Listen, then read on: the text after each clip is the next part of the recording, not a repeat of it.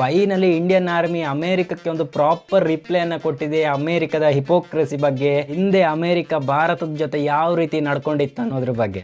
100% ನೀವು ಎಲ್ಲಾದ್ರೂ ಒಂದ್ ಕಡೆ ಕೇಳಿರ್ತೀರ, ಈ ಡೊನಾಲ್ಡ್ ಟ್ರಂಪ್ ದಿನಕ್ಕೆ ಒಂದೊಂದು ರೀತಿ ಭಾರತದ ಮೇಲೆ ಹೇಳಿಕೆ ಕೊಡ್ತಾ ಇರೋದು. 25% ಭಾರತದ ಮೇಲೆ ಎಕ್ಸ್ಟ್ರಾ ಟ್ಯಾರಿಫ್ ಹಾಕಿ ರಷ್ಯಾದ ಜೊತೆ ಆಯಿಲ್ ಇನ್ನೂ ಪರ್ಚೇಸ್ ಮಾಡ್ತಾ ಇದ್ರೆ ಇನ್ನೂ ಹೆಚ್ಚು ಟ್ಯಾಕ್ಸ್ ಹಾಕ್ತೀವಿ ಅಂತ ಹೇಳಿ ಧಮಕಿ ಹಾಕ್ತಿರೋದೆಲ್ಲ ನೀವು ಕೇಳಿರ್ತೀರ ನ್ಯೂಸ್ ನಲ್ಲಿ. ಇದಕ್ಕೆ ಭಾರತ ಏನ್ ಹೇಳಿತ್ತಂದ್ರೆ, ಅಮೆರಿಕ ಸಹ ರಷ್ಯಾದಿಂದ ಕೆಲವೊಂದು ಇಂಪಾರ್ಟೆಂಟ್ ಕಾಂಪೋನೆಂಟ್ ಗಳನ್ನ ಪರ್ಚೇಸ್ ಮಾಡ್ತಾ ಇದೆ ರಷ್ಯಾದಿಂದ. ಯುರೋಪಿಯನ್ ಯೂನಿಯನ್ ಈಗಲೂ ಸಹ ರಷ್ಯಾದಿಂದ CNG ಅನ್ನ ಪರ್ಚೇಸ್ ಮಾಡ್ತಾ ಇದೆ. ನೀವೇ ಇಷ್ಟು ಪರ್ಚೇಸ್ ಮಾಡ್ತಿರುವಾಗ ಭಾರತಕ್ಕೆ ಪರ್ಚೇಸ್ ಮಾಡಬೇಡಿ ಅಂತ ಹೇಳೋದು ಸರಿಯಲ್ಲ ಅನ್ನೋ ಒಂದು ಸ್ಟೇಟ್ಮೆಂಟ್ ಅನ್ನು ಕೊಟ್ಟಿತ್ತು ಭಾರತ.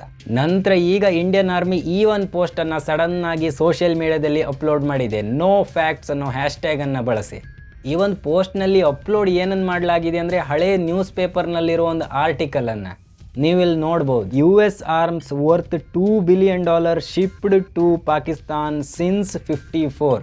ಸಿನ್ಸ್ 54 ಅಂದರೆ 1954 ನಿಂದ ಅಂತ. ಹಾಗಿದ್ರೆ 1954 ನಲ್ಲಿ ಅಮೆರಿಕ ಪಾಕಿಸ್ತಾನಕ್ಕೆ ಸಪೋರ್ಟ್ ಮಾಡೋದಕ್ಕೂ ಇವತ್ತು ಭಾರತ ಮತ್ತೆ ಅಮೆರಿಕದ ಈ ಟ್ಯಾರಿಫ್ ಸಿಚುವೇಶನ್ಗೂ ಏನ್ ಸಂಬಂಧ, ಇದೆಲ್ಲ ಈ ಒಂದು ವಿಡಿಯೋದಲ್ಲಿ ಒಂದೊಂದಾಗೆ ಕ್ಲಿಯರ್ ಆಗ್ತಾ ಹೋಗುತ್ತೆ. ಅದಕ್ಕಾಗಿ ಕೊನೆ ತನಕ ನೋಡಿ.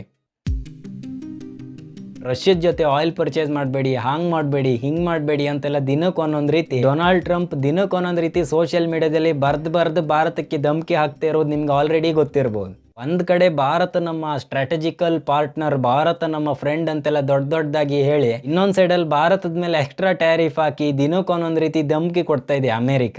ಮೊದಲು ಭಾರತ ಇದಕ್ಕೆ ಏನು ಓಪನ್ ರಿಪ್ಲೈ ಅನ್ನ ಕೊಡ್ಲಿಲ್ಲ. ನಿಧಾನವಾಗಿ ಟ್ರಂಪ್ ದಿನಕ್ಕೊಂದೊಂದು ರೀತಿ ಹೇಳಿಕೆ ಕೊಡ್ತಾ ಇರೋದ್ರಿಂದ ಮುಂದೆ ಸರಿ ಆಗ್ಬೋದೇನೋ ಅಂತ ಹೇಳಿ ಏನು ರಿಪ್ಲೈ ಕೊಡ್ಲಿಲ್ಲ.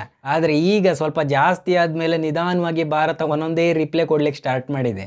ಮೊನ್ನೆ ಒಂದು ಪ್ರೆಸ್ ನೋಟ್ ಅನ್ನು ಜಾರಿ ಮಾಡಿ ಭಾರತ ಆಲ್ರೆಡಿ ಅಮೆರಿಕಕ್ಕೆ ಒಂದು ಮೆಸೇಜ್ ಅನ್ನ ಕಳಿಸಿದೆ. ಭಾರತಕ್ಕೆ ರಷ್ಯನ್ ಆಯಿಲ್ ಅನ್ನ ಪರ್ಚೇಸ್ ಮಾಡೋದು ಎಷ್ಟು ಇಂಪಾರ್ಟೆಂಟ್ ಎನರ್ಜಿ ನೀಡಿಗಾಗಿ ಅನ್ನೋದೆಲ್ಲ ಎಕ್ಸ್ಪ್ಲೈನ್ ಮಾಡಿ ಹೇಳಿತ್ತು ಭಾರತ.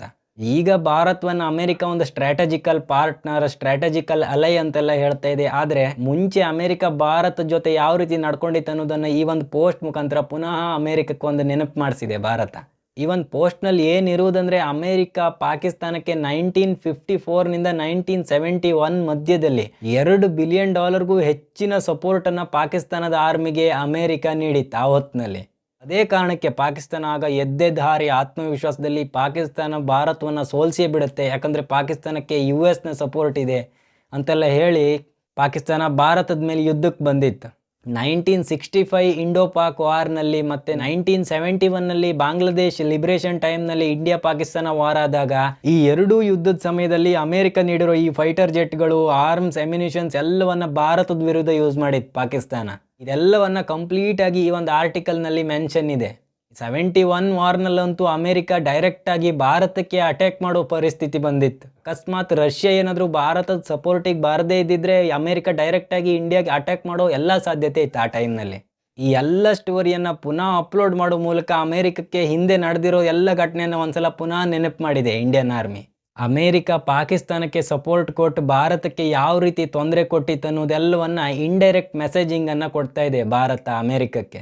ಹಾಗಿದ್ರೆ ನೀವು ಕೇಳ್ಬೋದು, ಡೈರೆಕ್ಟ್ ಆಗಿ ಅಮೆರಿಕಕ್ಕೆ ಇದೆಲ್ಲವನ್ನ ಡೈರೆಕ್ಟ್ ಆಗಿ ಹೇಳಿ ಬಿಡ್ಬೋದಲ್ಲ ಭಾರತ ಅಂತ.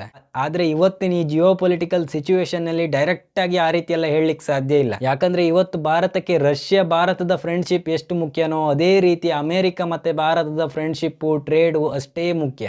ಇಲ್ಲಿ ಟ್ರಂಪ್ ಈ ರೀತಿ ಮಾಡ್ತಾ ಇರೋದು ಯಾಕಂದ್ರೆ ಭಾರತದ ಜೊತೆ ಒಂದು ಒಳ್ಳೆ ಟ್ರೇಡ್ ಡೀಲ್ ಮಾಡುವ ಅನ್ನೋ ಉದ್ದೇಶದಿಂದ. ಇನ್ನೊಂದು ಏನಂದ್ರೆ, ಈ ರಷ್ಯಾ ಯುಕ್ರೇನ್ ವಾರ್ನಂತೂ ಈ ಟ್ರಂಪ್ಗೆ ನಿಲ್ಸ್ಲಿಕ್ಕೆ ಆಗ್ಲಿಲ್ಲ. ಟ್ರಂಪ್ ಹೇಳೋ ಕಂಡೀಷನಿಗೆಲ್ಲ ಸರಿಯಾಗಿ ಪುಟಿನ್ ವಾರ್ನ ನಿಲ್ಸೋದಂತೂ ಸಾಧ್ಯನೇ ಇಲ್ಲ ಅನ್ನೋದು ಗೊತ್ತಾಗಿ ಹೋಗಿದೆ ಟ್ರಂಪಿಗೆ. ಅದಕ್ಕೆ ಈಗ ರಷ್ಯಾದಿಂದ ಆಯಿಲ್ ಪರ್ಚೇಸ್ ಮಾಡ್ತಿರೋ ಭಾರತದ ಮೇಲೆ ಏನಾದರೂ ಪ್ರೆಷರ್ ಹಾಕಿ ರಷ್ಯಾವನ್ನ ಇಕ್ಕಟ್ಟಿಗೆ ಸಿಕ್ಕಾಕ್ಸ್ಬಹುದಾ ಅನ್ನೋದೊಂದು ಟ್ರಂಪ್ ಪ್ಲಾನ್. ಇಲ್ಲಿ ಅಮೆರಿಕದ ಇನ್ನೊಂದು ಡಬಲ್ ಸ್ಟ್ಯಾಂಡರ್ಡ್ ಏನಂದ್ರೆ, ಈ ಚೈನಾದ ಮೇಲೆ ಏನೂ ಹೇಳ್ತಾ ಇಲ್ಲ. ಚೈನಾ ರಷ್ಯಾದಿಂದ 50% ಆಯಿಲನ್ನು ಚೈನಾ ಒಂದೇ ಪರ್ಚೇಸ್ ಮಾಡ್ತಾ ಇದೆ, ಭಾರತದಕ್ಕಿಂತ ಜಾಸ್ತಿ. ಆದರೆ ಚೈನಾದ ವಿರುದ್ಧ ಒಂದೇ ಒಂದು ದೊಡ್ಡ ಸ್ಟೇಟ್ಮೆಂಟೇ ಬರ್ತಾ ಇಲ್ಲ ಟ್ರಂಪ್ ಬಾಯಿಂದ. ಯಾಕಂದರೆ ಟ್ರಂಪ್ಗೆ ಈಗಾಗಲೇ ಗೊತ್ತಾಗಿದೆ ಚೈನಾ ಯಾವುದಕ್ಕೂ ಬೊಗ್ಗುದಿಲ್ಲ, ಯಾವುದಕ್ಕೂ ಹೆದರ್ಕೊಳ್ತಾ ಇಲ್ಲ ಅಂತ.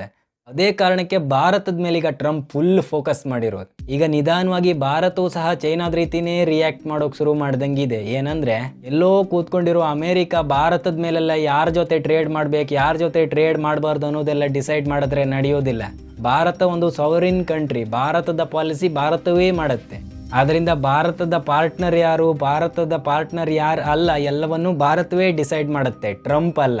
ಈ ರೀತಿ ಮೆಸೇಜಿಂಗನ್ನು ಭಾರತ ನಿಧಾನವಾಗಿ ಅಮೆರಿಕಕ್ಕೆ ಕೊಡ್ತಾ ಇದೆ. ಟ್ರಂಪ್ ಈ ರೀತಿ ದೊಡ್ಡದಾಗಿ ಭಾರತದ ವಿರುದ್ಧ ಹೇಳಿಕೆ ಕೊಡ್ತಾ ಇರುವಾಗಲೇ ಭಾರತ ಏನು ಮಾಡಿದೆ ಅಂದರೆ ಅಜಿತ್ ಡೋಲ್ ಮತ್ತು ಎಸ್ ಜಯಶಂಕರ್ ಅವರನ್ನು ಆಲ್ರೆಡಿ ರಷ್ಯಾಗೆ ಕಳಿಸಿ ಆಗಿದೆ. ಮೊದಲು ಈ ಭಾರತದ ವಿರುದ್ಧ ಟ್ರಂಪ್ ಹೇಳಿಕೆ ಸರಿಯಲ್ಲ, ಭಾರತದ ಜೊತೆಗಿನ ಈ ರಿಲೇಶನ್ಶಿಪ್ ಹಾಳು ಮಾಡ್ಕೊಳ್ಳೋದು ಸರಿಯಲ್ಲ ಅಂತ ಅಮೆರಿಕದ ಜಿಯೋ ಪೊಲಿಟಿಕಲ್ ಅನಾಲಿಸ್ಟ್ಗಳೇ ಹೇಳಿಕೆ ಕೊಡ್ತಾ ಇದ್ರು ಮುಂಚೆ.